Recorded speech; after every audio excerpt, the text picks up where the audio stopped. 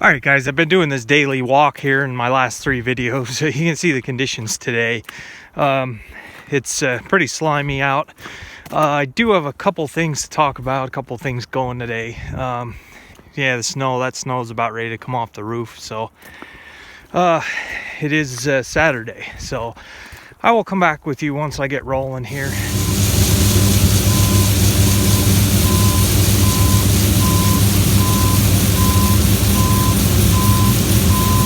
All right, it is Saturday. It is the weekend. The other day I started cleaning up the lawnmower, getting all that grass off. I got about 2 full 5-gallon bucket fulls of grass that was stuck to the bottom of that deck. You might say, well, don't mow wet grass. All I have to say about that is 2018. So I did this last year. Everything's kind of going in a big cycle here for me. It's exactly what I did last year this time of year. I had serviced the lawnmower. Yeah, it is early, but then again, we put the Christmas tree up the other day. So we are ahead of schedule most times with everything. So that's not the subject of today's video. Today, a little bit, I guess the first topic, manure management plan. Anybody that has cattle or animals, you guys know pretty well what's involved with doing a manure management plan and what the government requires. And I did that because I got that 25 tons of broiler manure, and this canopy was great yesterday, plowing snow. With it being warmer, all the snow was falling off the trees and all the wet snow, and I could just hear it hitting this roof. If I didn't have this roof, it would be pretty much falling on me. So it still isn't a cab tractor with heat, but we'll get there someday possibly.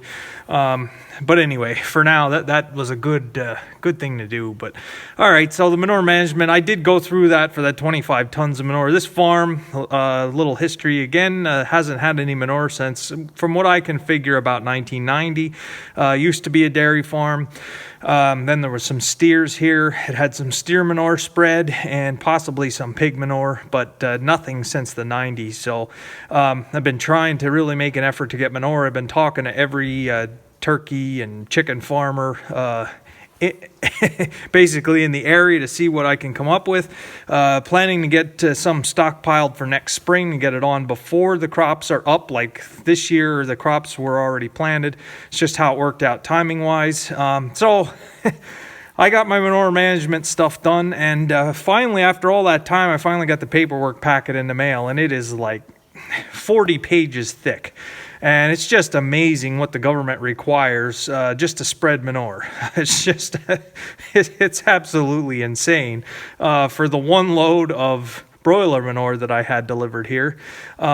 So anyway, I went through the packet. It looks like they're going to limit me to 2 tons to the acre, and I do have restrictions. This field, you guys, when I'm looking out the door, this field on this side and this side, the bottom land here, they don't want any manure spread because there's a pond down there, and it's too close with the pond. So everything else I can put 2 tons on. Now those were my soil tests from last year. That they're going by to get that number. So I think what is going to be in my best interest, with all this rain that we had and moisture, I'm sure the nutrient levels of some of the leachable nutrients is down. So if I do soil tests this year, this fall, and get the readings and compare it to last year's readings, they might allow me to up that. I don't know yet. So we'll have to do the soil testing. I do my own soil testing. A lot of guys hire that done. But here, it's basically, I don't think it's anything you have to hire unless you are somebody that has a lot of ground to cover and don't have the time. If you're pretty busy with other stuff, if you have animals and that kind of stuff. I know some guys will hire an agronomist for their farm. I'm not an agronomist, but I've been keeping up with a lot of this stuff and a lot of the science, and I can read the soil tests just fine. So I'll go out and just basically do the grid sampling on the farm here, get the samples, mark the fields, and then I will send it off to a lab in, I think it's Leola, Pennsylvania. So that's kind of what I do here. It saves a lot of time and money. I think it's like $10 per test. So now if you do micronutrients and other stuff like that, it is a little more expensive. I don't think I'm going to mess around with micronutrients this next year. It's a little early to tell, but my test plots with the Genesis Ag stuff, I'm not seeing the field by field average. I'm not really seeing a gain in it. Now, granted, this year it is almost impossible to do any type of test plots just because of the rain, the water. These fields, a lot of people ask me why 102 bushels is all I got off of that field. I went back and watched some of my videos of that storm, and I didn't realize this field was underwater. The corn was under 2-3 inches of water for weeks till that got out of there. So that's going to take off the yield. It's just the rain. We had 24 inches of rain within 3 days, so that totally destroyed the yields down here. The yields were a lot better up on top of the hill where it's drier and just not enough sunshine. So I'll get that video when I get it, the harvest summary, once I have it figured out. But anyway, so we're not going to mess around with micronutrients. The goal for this year is lime and manure. Was talking with the custom harvester, and I said I'm going to just forget about all this extra stuff here and wait until I get my yields up, and then we'll try it again. I got to go back to basics again. We need lime and we need manure.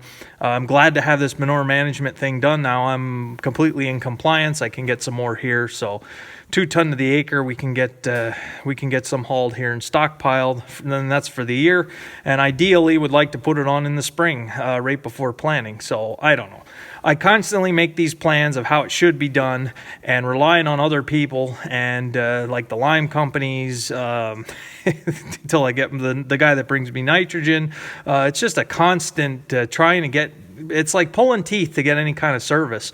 But a lot of guys have said that already. So, all right, that's topic 1. And I've been droning on for 6 minutes already. So, a couple of other things today. I got to run over to the other farm. That generator was Dad's that I used to power the hay elevator, and it stopped working. So, it's not working right. So I wanted to bring it back over to him. So he has another one. I have this one, but we're going to put a receptacle up there to run the elevator this year. No more of this burning gas, trying to get hay in the barn with a generator. So, all right, I'll come back with you. All right, I'm back. Okay, so the next thing we got going, I got a list started here of repairs that have to be done eventually. They're not critical. If I'm in economy mode this next year, which is a very good possibility. There are things that might have to wait, but they are on the list. This 986, I had talked to you guys a while back. I think it was over the summer.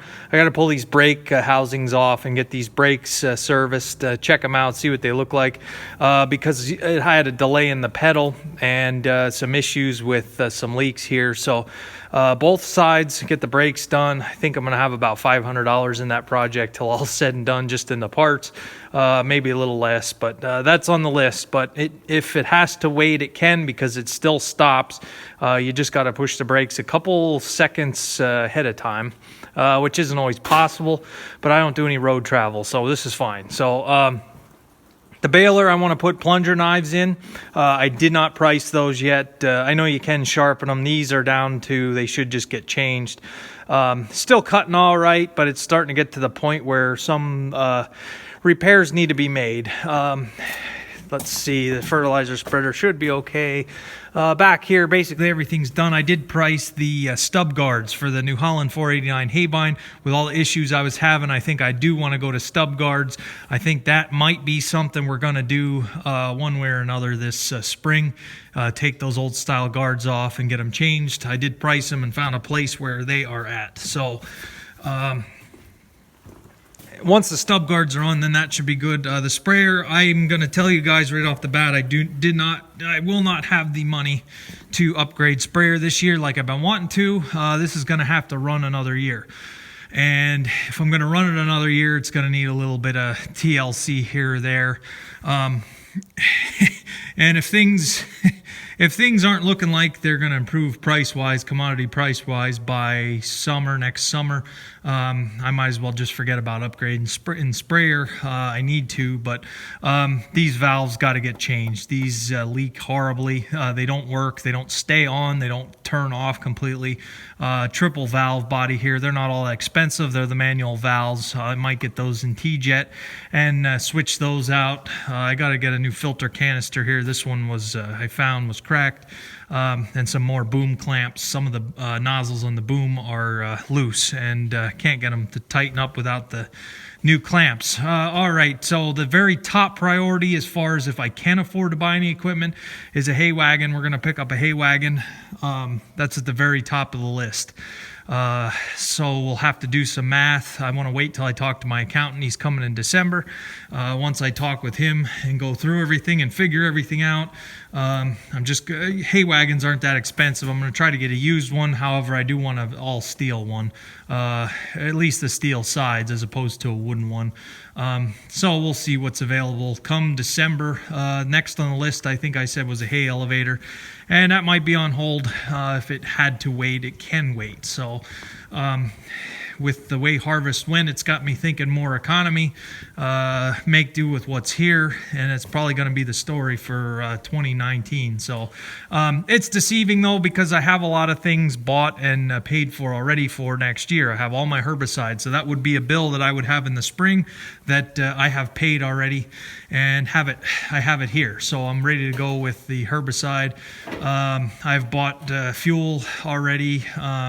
Probably won't need as much as I did last year now that I bought some. I've already bought all of the filters and the oil to service and change all the oil and everything. Filters, engine oil, got some extra hydraulic oil. So all that stuff is here. I'm trying to think what else. I think the only bill in the spring that I'm going to have right off the bat is the nitrogen. So, and I want to try to pick some up here over the winter depending on the price. So, all right, that's a long enough video. Again, winter time, it's going to be a lot more talking. Try to keep it interesting. Try to keep you guys in the loop as far as how I'm thinking, the way things are going here.